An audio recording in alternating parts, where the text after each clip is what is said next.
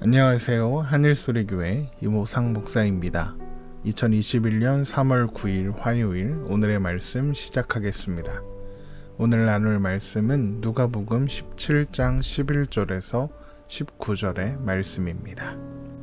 예수께서 예루살렘으로 가실 때에 사마리아와 갈릴리 사이로 지나가시다가 한 마을에 들어가시니 나병 환자 10명이 예수를 만나 멀리 서서 소리를 높여 이르되 예수 선생님이여 우리를 불쌍히 여기소서 하거늘 보시고 이르시되 가서 제사장들에게 너희 몸을 보이라 하셨더니 그들이 가다가 깨끗함을 받은지라.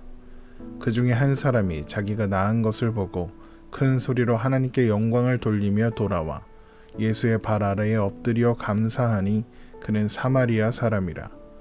예수께서 대답하여 이르시되 10 사람이 다 깨끗함을 받지 아니하였느냐? 그 9은 어디 있느냐? 이 이방인 외에는 하나님께 영광을 돌리러 돌아온 자가 없느냐 하시고 그에게 이르되 일어나 가라 내 믿음이 너를 구원하였느니라 하시더라. 아멘. 예수님께서는 제자들에게 믿음과 믿음의 행동들은 제자들의 노력에 따라 결정되는 것이 아니라 하나님의 선물로 주어지게 된다는 것을 무익한 종의 비유를 통하여 가르쳐 주셨습니다. 그리고 이제 주님은 다시 예루살렘을 향한 여행을 시작하시죠. 예수님께서 사마리아와 갈릴리 사이로 지나가시다가 어떤 마을에 이르셨을 때 나병 환자 10명이 멀리 서서 예수님을 향하여 우리를 불쌍히 여기소서라고 외치기 시작했습니다. 누가복음 17장 11절에서 13절의 말씀입니다. 예수께서 예루살렘으로 가실 때에 사마리아와 갈릴리 사이로 지나가시다가 한 마을에 들어가시니 나병 환자 10명이 예수를 만나 멀리 서서 소리를 높여 이르되 예수 선생님이여 우리를 불쌍히 여기소서 하거늘. 이들이 예수님께 가까이 나아오지 못하고 멀리 서서 외치는 것은 율법이 나병에 걸린 사람은 스스로 다른 사람들과 분리되어 진영 밖에 살며 언제나 자신의 존재를 알려서 그들의 부정함이 다른 사람에게 전달되지 않게 하라고 정하고 있기 때문입니다. 이 병에 걸린 사람은 같은 진영 안에 있는 사람들과 물건을 부정하게 하는데 같은 등급으로 취급받던 것이 유출병에 걸린 사람과 시체였습니다. 그러니까 나병 환자는 걸어다니는 시체 취급을 받아야 했던 것이죠. 그래서 그들은 예수님께 가까이 나아오지 못하고 자신들을 불쌍히 여겨달라고 외쳐야 했던 것입니다. 그들의 간절한 외침을 들으신 주님은 그들에게 제사장에게 가서 그들의 몸을 보여주라 라고 말씀하십니다. 누가복음 17장 14절입니다. 보시고 이르시되 가서 제사장들에게 너희 몸을 보이라 하셨더니 그들이 가다가 깨끗함을 받은지라. 예수님께서 그 몸을 제사장에게 보이라 하시는 것은 사람들을 검사해서 나병이 생겼는지 혹은 나병에서 깨끗하게 되었는지 선언할 권한이 제사장에게 있었기 때문입니다. 제사장은 피부를 검사해서 그 사람이 병에서 깨끗하게 되었다는 것을 인증해주고 그리고 그 사람을 속죄제를 드리게 했습니다. 그리고 나면 그 사람이 정하게 되었다는 것이 확증되고 그는 사회와 가정으로 돌아갈 수 있게 되는 것이죠. 그 이야기가 레위기 14장에 기록되어 있습니다. 주님은 그들에게 먼저 병이 나았으니 제사장에 가서 보여라 라고 하지 않으셨습니다. 아직 병이 낫지 않았을 때, 병이 그들에게 여전히 있을 때에 제사장에게 가서 보이라고 하셨죠. 사실 제대로 따지자면 아직 병이 낫지 않았으니 그들은 제사장에게 가면 안 됩니다. 그러나 그들은 주님의 말씀을 듣고 제사장을 찾아가는 겁니다. 그리고 가는 길에 그들 모두가 깨끗함을 받게 되었습니다. 누가복음 17장 14절의 말씀을 다시 한번 보겠습니다. 보시고 이르시되 가서 제사장들에게 너희 몸을 보이라 하셨더니 그들이 가다가 깨끗함을 받은지라. 그런데 예수님의 말씀을 듣고 제사장을 만나러 가던 사람들 중 10명의 사람 중 1명이 자신이 나은 것을 깨닫고 큰 소리로 하나님께 영광을 돌리며 예수님께 돌아옵니다. 그리고 예수님의 발 아래에 엎드려 감사를 드리죠. 그리고 그는 사마리아 사람이었습니다. 누가복음 17장 15절에서 16절의 말씀입니다. 그 중에 한 사람이 자기가 낳은 것을 보고 큰 소리로 하나님께 영광을 돌리며 돌아와 예수의 발 아래 엎드려 감사하니 그는 사마리아 사람이라. 그 모습을 보신 주님은 이렇게 말씀하십니다. 누가복음 17장 17절에서 19절의 말씀입니다. 예수께서 대답하여 이르시되 10사람이 다 깨끗함을 받지 아니하였느냐? 그 9은 어디에 있느냐?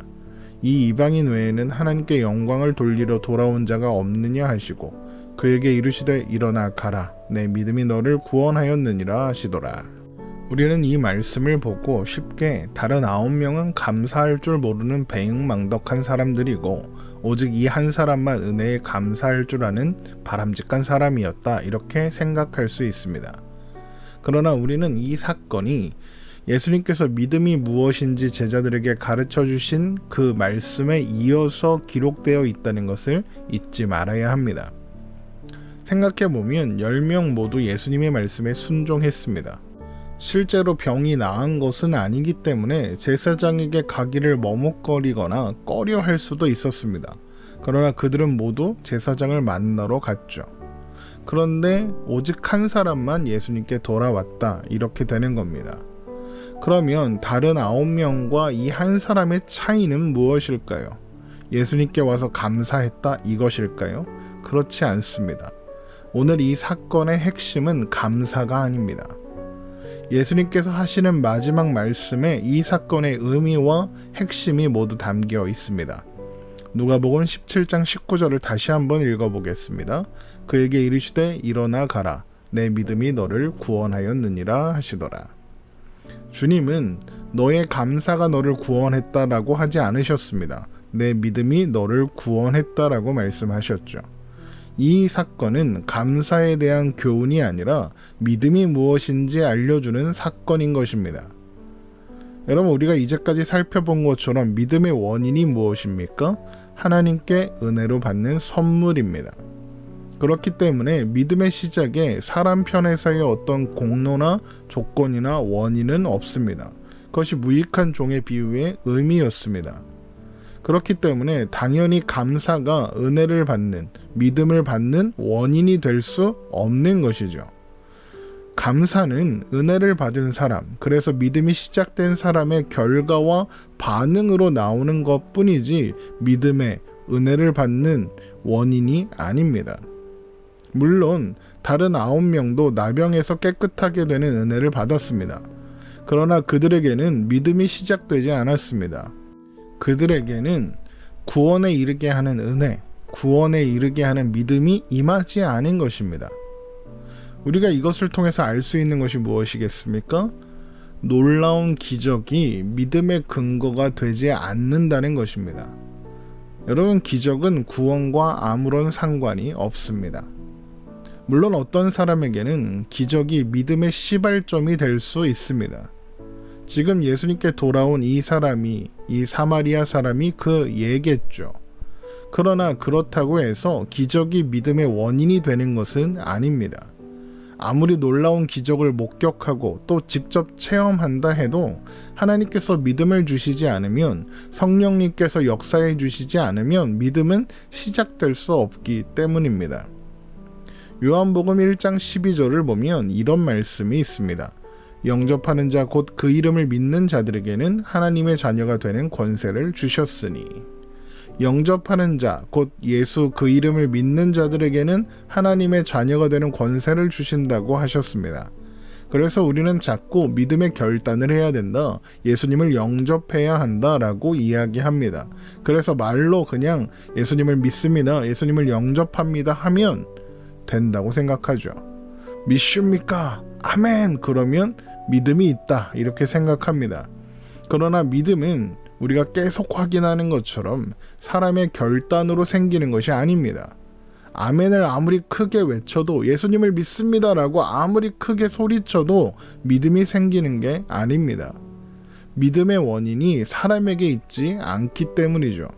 그래서 요한복음 1장 12절에 영접하는 자 곧 그의 이름을 믿는 자에게는 하나님의 자녀가 되는 권세를 주셨다라고 해놓고 13절에 이런 말씀이 기록되고 있는 것입니다.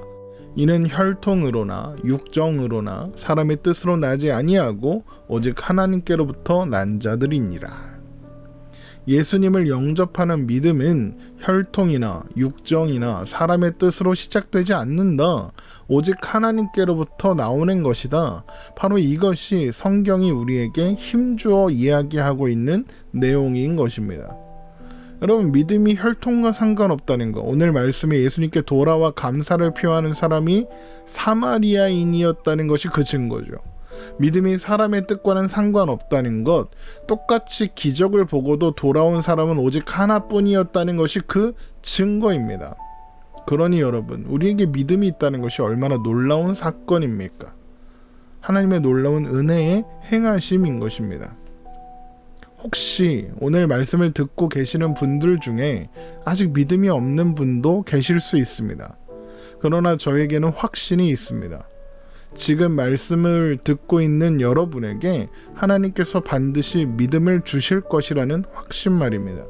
그렇지 않다면 여러분이 이 말씀을 여기까지 듣고 있을 리가 없습니다. 그러니 여러분, 조바심 내거나 염려하지 않으셔도 됩니다. 하나님께서 하나님의 뜻을 이루시는 방법은 때로 우리의 방법과 이해와 완전히 다를 수 있습니다. 다만 계속해서 말씀을 주의 깊게 들으시고 묵상하시면 됩니다. 믿음은 언제나 하나님의 말씀을 듣는 가운데 시작되는 것이기 때문이죠. 로마서 10장 17절입니다. 그러므로 믿음은 들음에서 나며 들음은 그리스도의 말씀으로 말미암았느니라. 하나님께서 믿음의 확신으로 여러분을 채워주시기를 저도 함께 기도하겠습니다. 오늘 말씀 여기서 마치겠습니다. 오늘도 주님 안에서 무사하고 평안한 하루 되시기를 주님의 이름으로 축원합니다.